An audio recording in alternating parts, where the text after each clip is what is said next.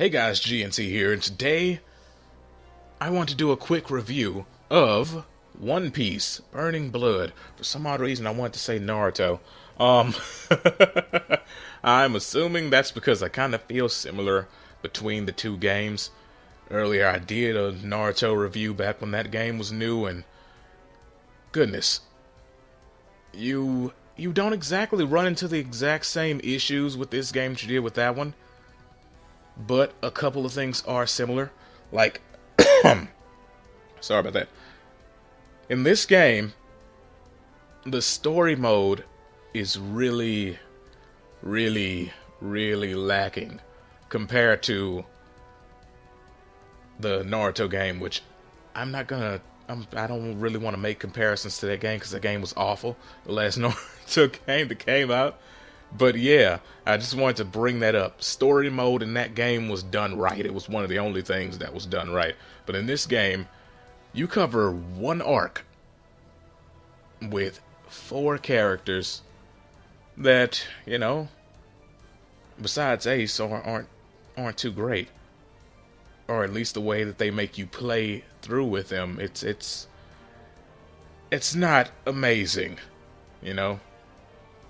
But moving on from that, because that's literally all you got to say about the story mode. Well, let me get into the actual matches inside the story mode. First off, one thing that's really good about this is the integration of the cutscenes in the story mode. Like when you do a fight, you come out of that fight into a cutscene, or you go from a cutscene into a fight. It's really cool. But as far as content for the story mode, it's not that much. I mean, like I said, it's one arc played through with multiple characters. So it's not like you're actually getting a vast amount of story or differences between them besides the way the characters play. The story is pretty much the same because it's the same arc. You know what I mean? I understand different points of view and whatnot, but it's still going to end the same way, it still starts the same way, and it still progresses the same way, It's not like you can change how the outcome will be. My goodness, I wish I could. I miss Ace. But you're stuck with just that as your story, which I didn't know coming into the game, or else I probably wouldn't have got it. But that's just the one mode, and it's Paramount War mode, and it's okay. Then you have the Wanted versus mode, which is a kind of interesting mode for the first, I'd say 5 times you do it, because after 5 times it kind of gets repetitive, just like everything else in this game, because you're taking on wanted posters, right, for special, quote unquote special matches. And from what I've played, the matches aren't even really that tough. Some of them can be, but for the most part, it's not that big of a deal. And you get, extra reward cash to unlock things in the pirate base, which I'll move on to next. Pirate base. That's where you unlock your characters, both regular battle characters and your support characters. Also in there, you can create a pirate crew, which is basically presets for when you go into online matches. So instead of you just having to reselect every time, you can just select your pirate crew. For goodness, I'm screwing up. Pirate crew to go into battle instead of individually selecting everything every single time you go into a fight. Which, by the way, if you're playing online, won't be that often because matchmaking makes it few and far between with you having actual matches. You're going to sit through matchmaking for a while, and then you're going to get one fight. Then you're going to sit for quite some time again, and they're going to tell you it's failed a couple of times. And goodness, the wait is awful.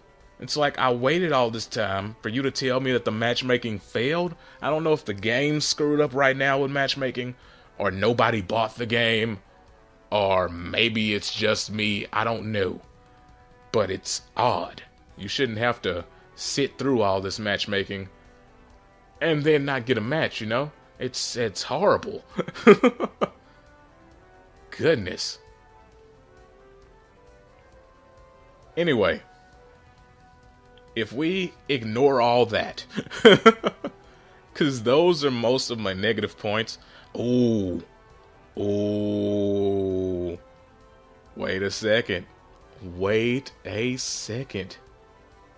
I've got something else that I almost forgot to go over, because I was going to get into the positives. By the way, everything that I'm talking about is pretty much a negative. The pirate flag battle. Oh my goodness. Oh my damn. The pirate flag battle mode. I don't even see a point to it, to be honest. Like, it's supposed to be a mode where you go in and you play on different maps and stages and whatnot with different characters, and you're supposed to keep gathering points in this mode and make your flag dominate the entire map, or as much of the map as you can, within the amount of time that they have the seasons, because this is chopped up in seasons, which is basically the week. Within the week, you're supposed to take over as much as possible. But the thing is, inside of this mode, you have versus computer fights versus raid, which is basically the same thing, except the raid I think is a bit tougher, or at least it was when I played it. And you have versus human. By the way, versus human never works because the matchmaking never picks you up against anyone. You know, it's awful. That mode is a throwaway mode. It doesn't seem to have a point, basically. Like, if I want to fight people, I can go to the online mode. Like, if this was well integrated with the online mode, where whenever you try to do a rank match or whatever, well, whenever you try to do a versus human match, it was like a rank match instead of them searching for people, which I'm assuming that it does this. Searching for people that are actually in pirate flag battle, which, like, nobody's in there. I'm assuming, because I never got a match. And I tried multiple times to get a match with a human, never got one.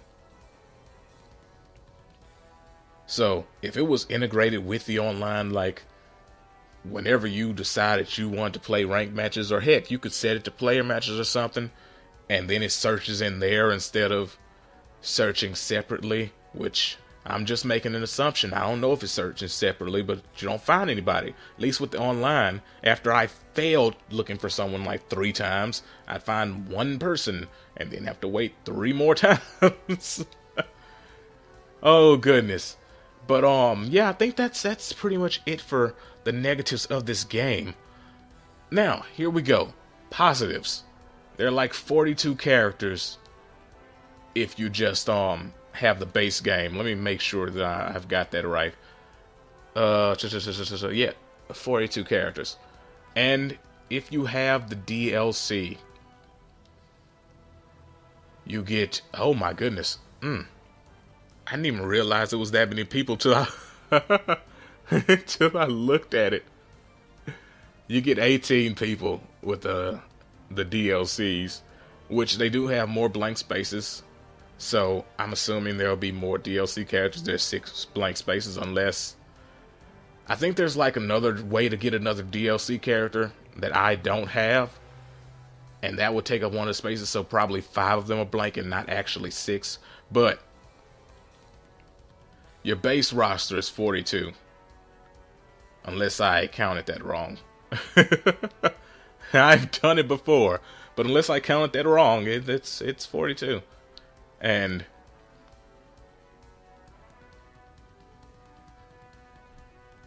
they're,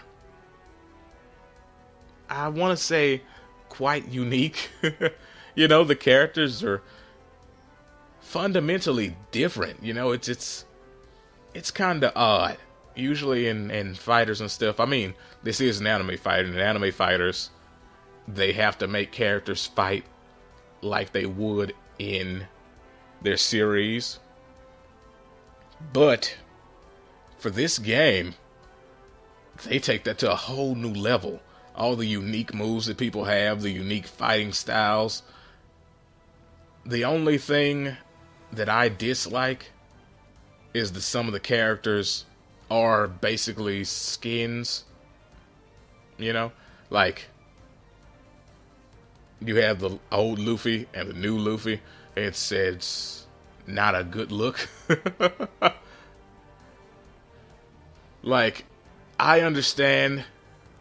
Well, let me not say skins. When I say that, because that's for the DLC, which I'll get into in a second. When I say duplicate characters, the Luffy is kinda sorta different, but still the same, you know? Like, it's almost basically a reskin. Because the moves do the same thing. The awakenings are the only thing that are fundamentally different. Like the current Luffy's awakening, the freaking fourth gear. That is extremely different from anything else in the game. Like some characters just have awakening boost. Some transform with awakenings.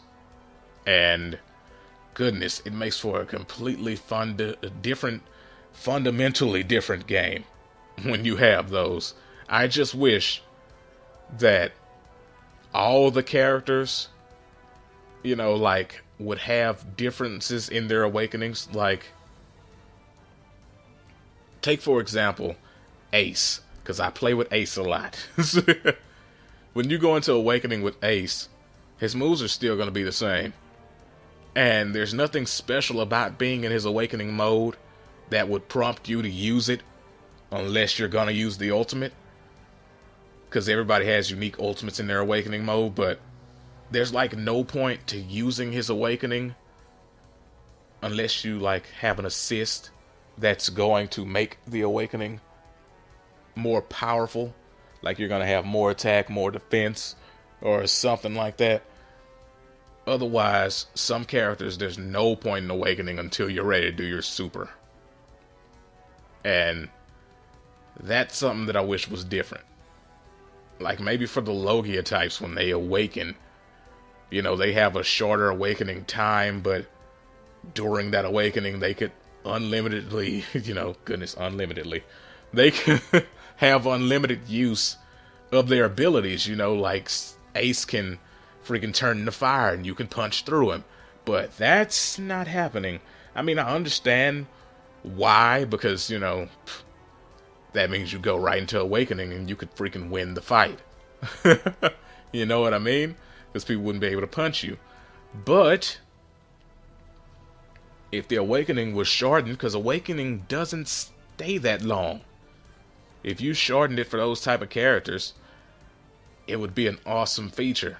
But they're just plain. The battle system in this game, it's decent. Like, I would like more mobility with it, because when you get locked down, it's hard to, get out of it with that, what they call a flash counter. It's really rough to do that and get out of being locked in a combo.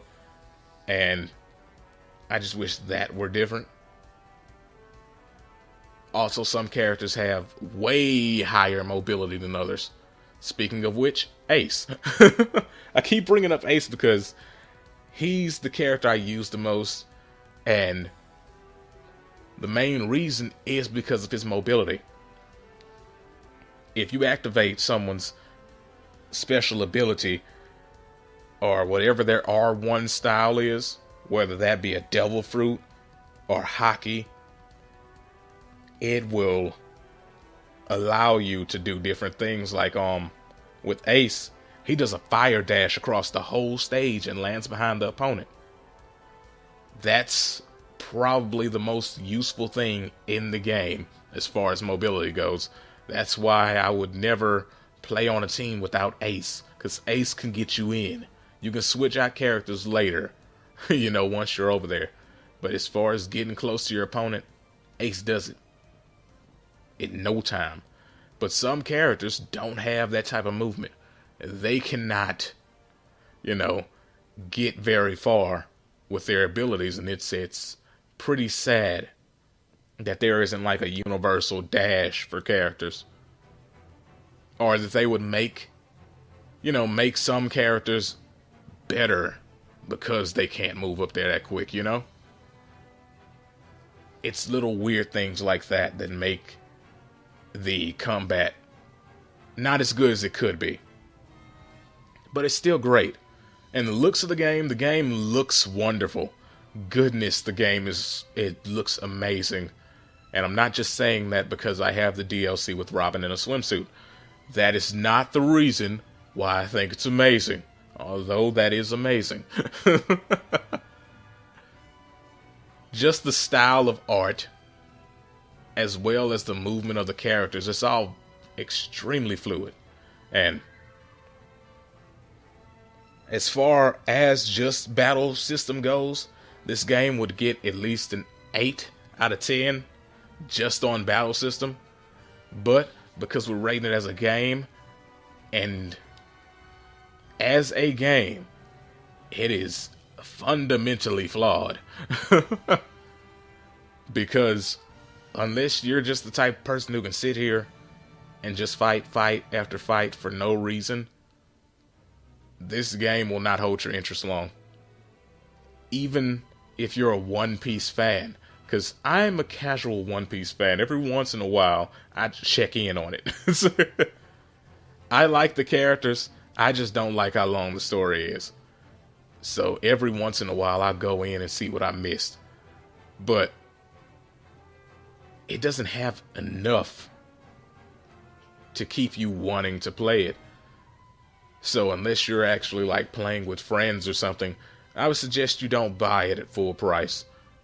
Or maybe you could just rent it or something like that, Because, goodness, I don't think it's worth the price of admission. Like $60 for a game with a very short story mode that just recovers the same thing over and over. And a couple of different modes where you're still just basically fighting for no reason. It's not like they're giving you a point to your battles. Just playing the game and having battles is all you're doing here. And with that said, I would have to give this game, goodness, I'm going to go on the 5 scale and say it would be 2.5.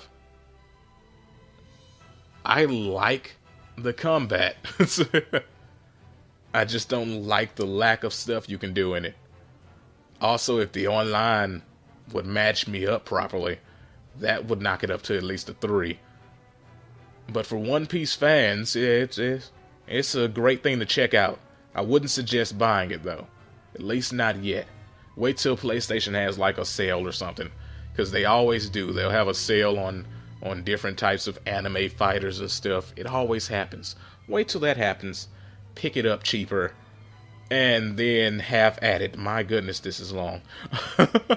It was supposed to be a quick review, but I got into talking about the mechanics a little too much. Oh, and also on the DLC. For anybody that did buy the game and is thinking about getting the DLC, only buy the DLC with the strong characters in it. Like, and I don't mean the characters that are actually, great characters. I mean, it'll have a strong style Ace in it and a strong Shanks in it. You get that pack because those characters have different movesets. The rest of the DLC is only skins. And unless you like staring at Robin's butt like I do, there's no point to getting the extra skins. Because it's a fighting game. When you're in a fight, it's kind of hard to look at your own character and be amazed. Unless it's Robin. Like, no joke. I'm not playing. Robin's moveset, when she does an attack, it zooms in on her butt. So it's worthwhile with that DLC only. The rest, you're not really paying that much attention to it.